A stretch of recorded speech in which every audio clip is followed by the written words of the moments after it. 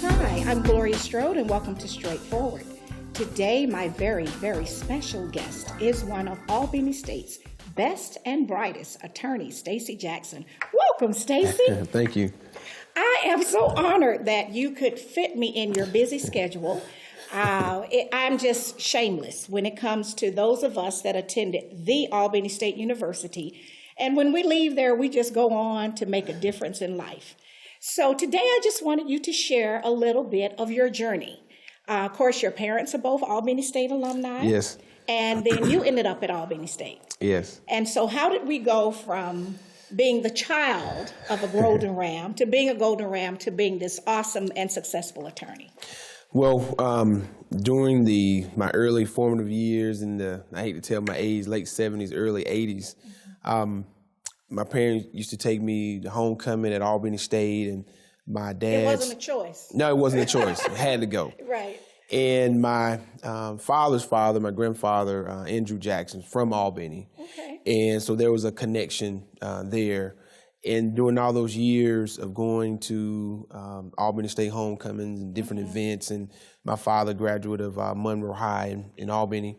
Deep roots in Albany. Deep roots in Albany. Mm-hmm. So when President Black had sent me the letter saying that you have a presidential scholarship to Albany State, there was no choice. No discussion whatsoever. And even though having scholarship offers from different universities and colleges, from around the country, I just knew that Albany State was home. Absolutely. And your parents are some of those diehard alumni people. And of course, they are these wonderful educators, and they have groomed a lot of students and sent them on to Albany State as well. So when you were at Albany State, I know you did a lot of great things. I know that you're one of those Omega guys. Yes. What type of things did you get involved with, and how did you decide you were going to go to law school? Well, first of all, I started out as a political science major for my freshman year, and then I ended up changing to criminal justice. And I participated in the Golden Rams marching band. Really? Yes, for a couple that's years. My claim to fame. I was the head majorette with Dr. T. Marshall Jones, but I never knew that you were in that band. I was in the marching band for 2 years, and then I also walked on to the baseball team and played my freshman and sophomore year for the Golden Rams baseball team. And then as my sophomore year ended, I decided to, pretty much focus on academics, and just did that. Yes. You squeezed that one in. I squeezed that in in fall of '93, and I pledged Omega that year, that semester, and then I went on to be the president of the chapter for a year, and then I turned that over to other Omega men, and then until I graduated in '96. And so when you graduated, when did law school? Did you always know you were going to go to law school? And where did you attend law school? Because we don't have law at Albany State. At Albany State. Right. Ironically, 7th grade. Really? That's when I made the determination that I wanted to be a lawyer. I always tell the story, and for people sometimes it's hard to believe. During that time, there were 2 popular shows, L.A. Law, which primarily focused on lawyers out in L.A. Right. And there was also a show that pretty much concentrated on criminal law called Law and Order. Yes. So as watching those shows, there was I can't remember the actor's name, but there was a black gentleman that was the assistant prosecutor. Right. And during that time, watching those shows, I always wanted to be, like him. Really? So that gained my interest. And so I always had an interest in law after seeing those shows.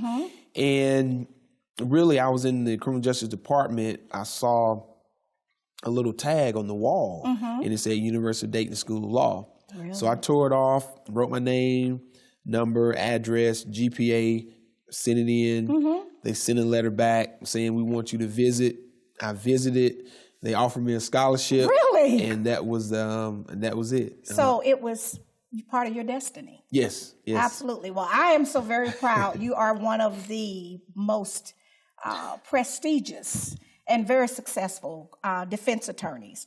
And of course, you didn't start where you are now. You actually started as a public servant. Yes. Which is a lot of work and little pay. Correct. And yes. so when you got true. when you got out of law school, was working for Muskogee County in the district attorney's office here in Columbus. Was that your first? Well, actually, my first job before then, I was a clerk, a legal clerk for now retired Judge William J. Smith and Douglas C. Pullen, who were both former district attorneys for Muskogee County and Chattahoochee Judicial Circuit. So I started out there from 99 to 2000 for 1 year in that clerkship. And then after that, I interviewed with John Gray Conger and went into the DA's office in the summer of 2000. So you had a lot of training. Yes. Just being there. Yes. And that is what I think has helped you to be this awesome defense attorney. I mean, you've seen the other side of it. And how it works. Yes. So you were able to learn, work very hard for very little pay. Yes. And now you can move on and use all of that. No, it's a lot of work. You know, a lot of folks don't understand that when you work for the government, you're not getting rich.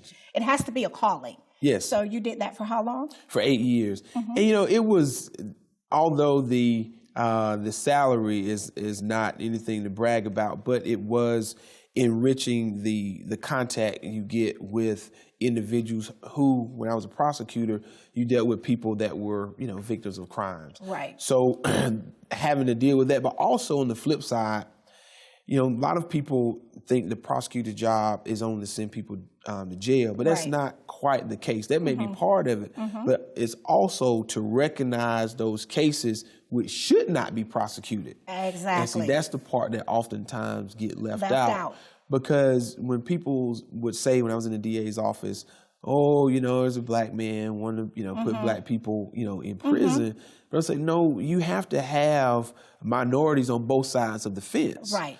Because you're in the DA's office, you're kind of a gatekeeper. Right. So those cases where you say, well, wait a minute, you know, this gentleman should not be charged with this crime. And we should go forward. Exactly. You have the ability to, right there from the beginning, stop the train, dismiss it, let that person out of jail. So that's a big responsibility. But oftentimes that's left out. Okay. Well, what we're going to do right now, Stacey, we're going to go to our sponsors and we'll be right back. All right. All right. We'll be right back after word from some of our sponsors.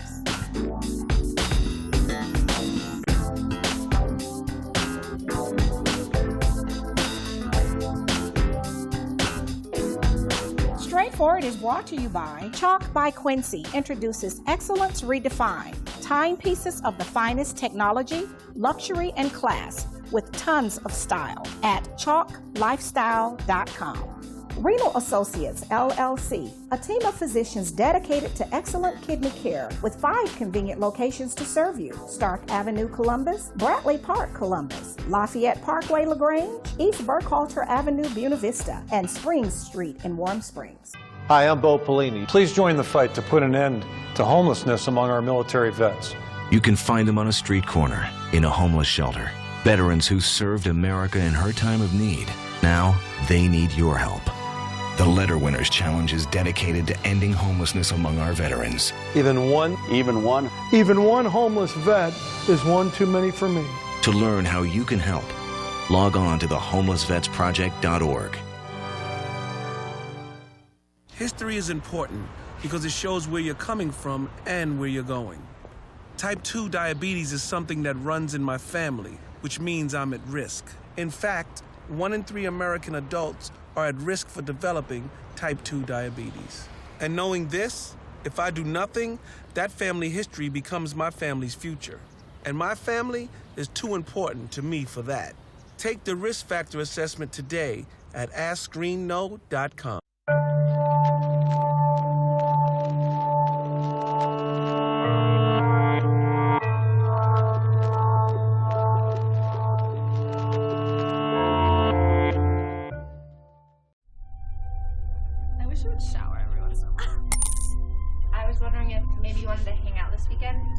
Sorry, I don't think it's gonna work out.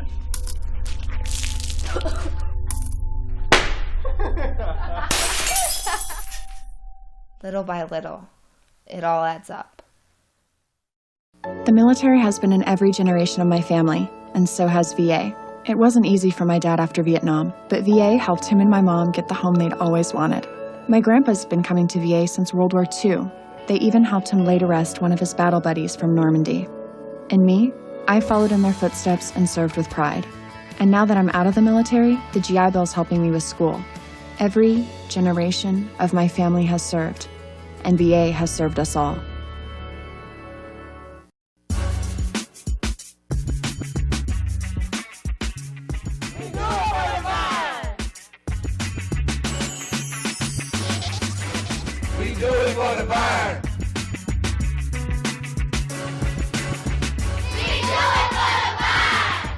Hi, I'm Pastor Quinn, Senior Pastor of New Destiny Church. And I'm Lady Denitra Hartnett, and we would like to invite you out to worship with us at New Destiny Church, where we do it for the vine.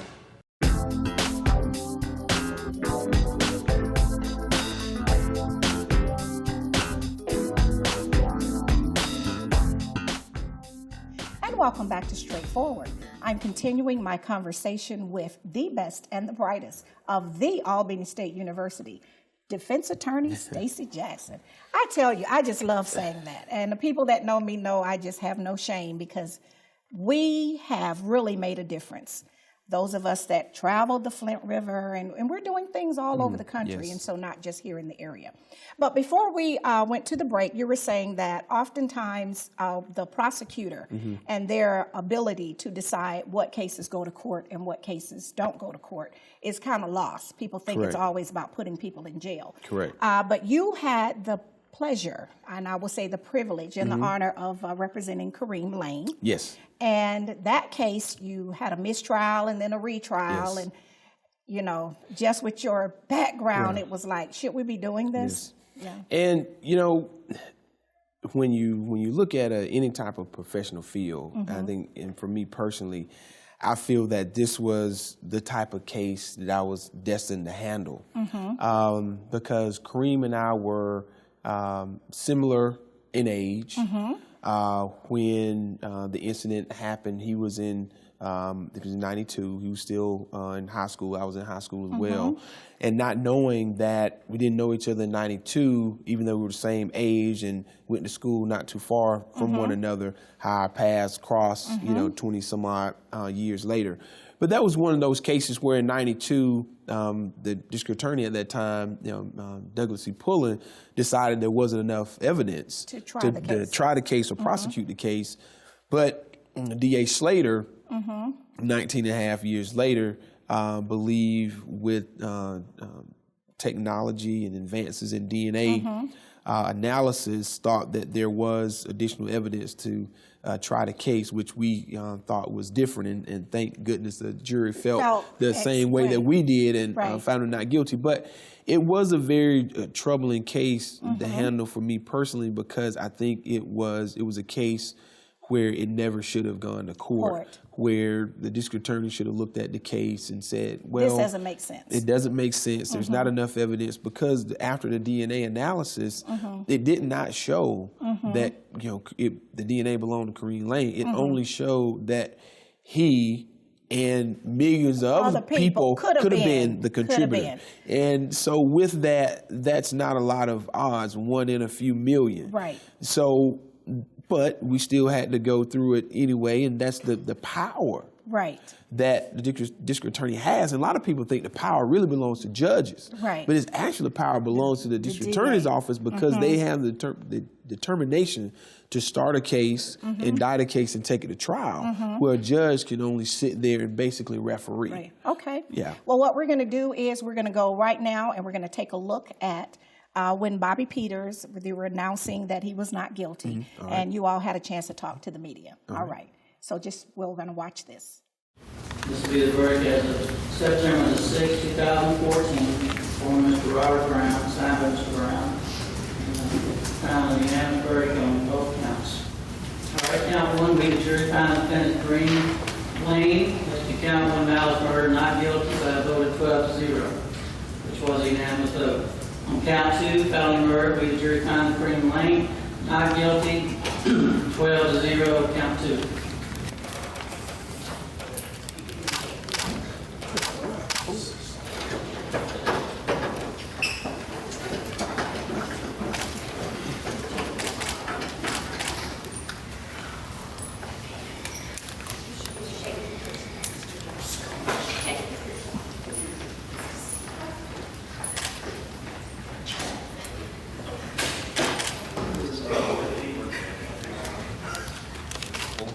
fantastic, awesome, vindicated, finally vindicated. And that's the main thing I was looking for, to be vindicated by 12 people who didn't know me, didn't know anything about me, could look into evidence or lack thereof and come to the right decision. I'm very pleased with the jury's decision. It's been a long time, but no more cloud. Mr. Jackson, how do you feel about the verdict? Well, obviously excited about it and happy about the verdict. And we've had a unique opportunity because of the time that it took going through the first trial and this trial here. Obviously I've met Mr. Lane back in 2010, so I've had an opportunity to not only get to know him personally, but also know his lovely wife and his extended family. And now, once he was released on bond after the first trial, he's had a son and was going through continuing his life and raising his son and supporting his family. And that's one thing I wanted for Kareem, for him to be vindicated. Because from day one, when I first met Mr. Lane, he said, look, I did not commit this crime, and I need your help to show the world that I'm not guilty. So although, like I said, finally that Mr. Lane has been vindicated, we still have regards for the Burns family because of their loss, and that there's a killer out there that's walking around. Just pins and needles. Not every day, but as the day got closer, because you just never know what's going to happen. Every time that witness door opens up, you just never know. Although I was facing a lot of adversity, I also had a lot of support. I mean, Stacey became not just my attorney, but my friend. I have a lot of friends, family, my wife, who's been great standing in front of me, who's been outstanding, been my rock. We met no one, and I love her so much, and she never wavered. Even when she wrote me letters in jail, she always had strength. So, even though it's hard to deal with, I had people to lean on and help me. And so now I feel happy. I don't feel. How are you feeling? Usually I hate crying. I hate crying in front of people, but when I heard the words "not guilty," I mean, it just affirmed what I felt this entire time, that my husband's not guilty of this. We have gone through so much, and people would ask, well,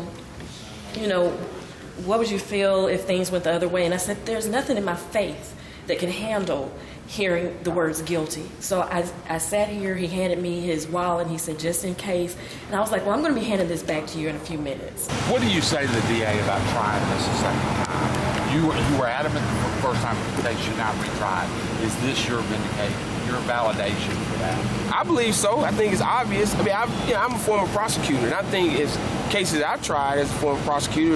If I would have got a 10-2 not guilty, I mean, I would think, why am I, wasting time, trying again and wasting taxpayers' money and for all these experts, around the country and spend all the taxpayers' money when, 10 out of, the odds aren't good.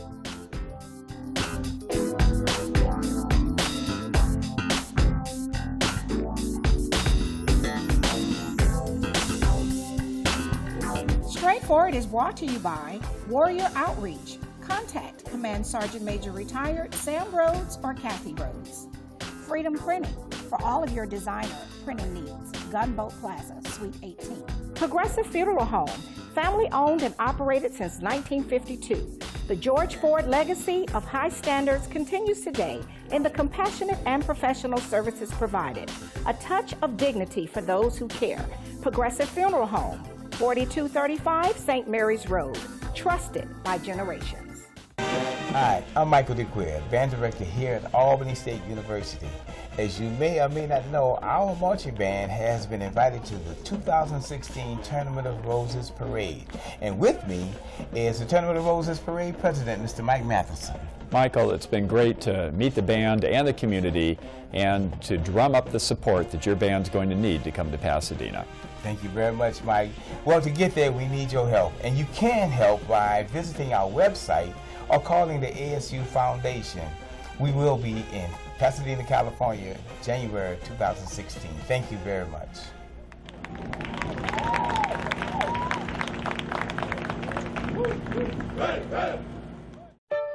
By facing our mental and substance use disorders, recovery begins, and we are empowered to speak our truth. Join the Voices for Recovery. Speak up. Reach out. For information on mental and substance use disorders, including prevention and treatment referral, call 1-800-662-HELP. Brought to you by the U.S. Department of Health and Human Services. I'm Drew Brees, and being a dad means the world to me. And one of the most important things any parent can do is make sure their kids get active at least 60 minutes each day.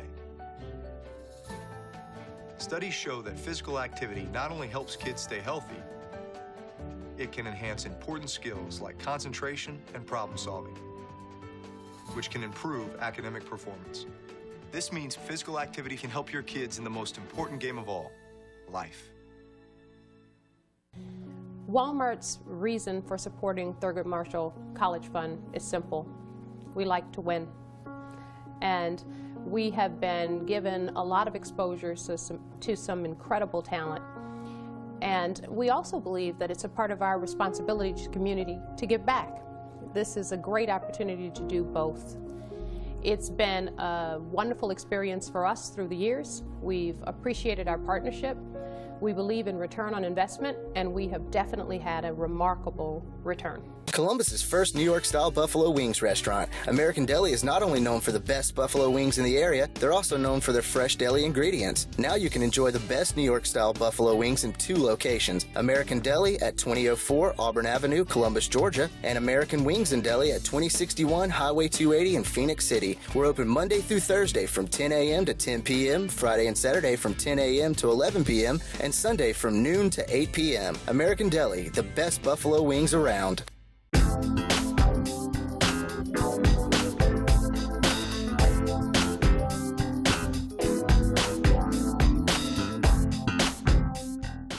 Welcome back to Straightforward. I'm continuing my conversation with Stacey Jackson.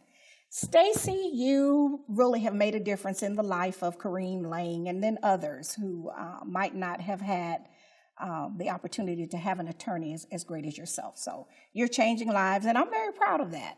But you're doing some other things. You're a wonderful father and a husband. Yes. So you have 2 sons. Correct. And your wife's an educator, yes, just like your parents. Yes. All right, so you all are still sowing into the lives of others. So how old are your sons? 16 and 8. Wow, yes. 16 and 8. So you got one that's got to drive the car, yes, and get some car insurance. Yes. And you'll be waiting for that date. Now, let me just ask you, were you one of those that pushed the line for the curfew when you were dating and your parents are up waiting? I kind of went past the line. Okay, so just get prepared. Yeah. I just thought as a grandmother I should tell you, because you will pay for that. Yeah, so you'll be laying in the bed and you're going to have to work the next day, and then he's going to be late bringing that car. Exactly. So make sure you spend some time at the altar. But nowadays was different. Before I could put a GPS in the car so I can know where he is at all times. Right? I can find him. That's funny. So what grade is he in? He's a sophomore. Okay. This year. And so are they here? Where do they attend school? My eldest attends Harris County High School, and then my youngest son, he's a 3rd grader at St. Luke. Oh, wonderful. Okay, so you get a chance to visit over and have lunch with him sometime. He's the baby. Yes, he's a little baby, so he's got to keep him close. I know. And so your wife is with Muskogee County School District? Yes. She was an educator at Hardaway High, but she took a new position this year, being an academic coach. Really? Oh, that's awesome. Yeah. So that ties into your father is retired. Yes, retired. And he taught a lot of my relatives over in Talbot County. Everybody over there in Talbot and Meriwether are related. And we always tell people, be careful, because you might be marrying your cousin. But they hold him in such high esteem over in that area. And your mother is still... She's assistant principal now, Harris County High School. This is her 42nd year in education. And sharp is a tack. Yeah, I was at an alumni meeting with her a couple weeks ago. I mean, the mind is sharp. Yes. So there was no nonsense when it came to you and homework. No, not. Education was the key. They still played sports in high school, Little League football, baseball, growing up, all that, but had to get the grades. There was no choice in the matter. And that's what you're doing with your boys. Yes. Okay. Yes. Well, I know folks are always looking for an awesome attorney, and we make a joke inside the Albany State family that you are the new Johnny Cochran, who has moved on from work to reward. But how can people reach you?